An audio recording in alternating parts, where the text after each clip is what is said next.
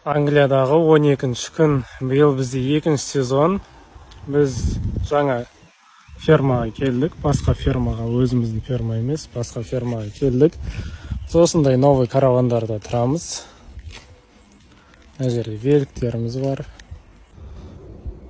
Табиғат енді керемет. Мына жерде демалатын жеріміз. Мына жерде шашлык жасап демалса болады. Турник Прусия спортпен айналысса болады. Және мына жерде көршілердің қойлары жайылып жүр. Біздің көршілердің қойы. Ал мына жерде біздің каравандар. Осы жылы келген фермамыз шағын ғана, кішкентай ғана ферма. Ода примерно 72 адам ғана тұруға болады. 12 караван. Бір караванда 6 адамнан тұрады. И сондай 12 караван бар. Осы біздің каравандар. Барлық условия бар. Іші тап-таза, новый. Душ, газ бәрі істейді.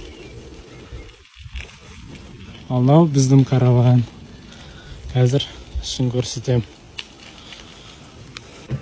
Ішінде осындай кухнямыз бар. Осы жерде тамақ істейміз.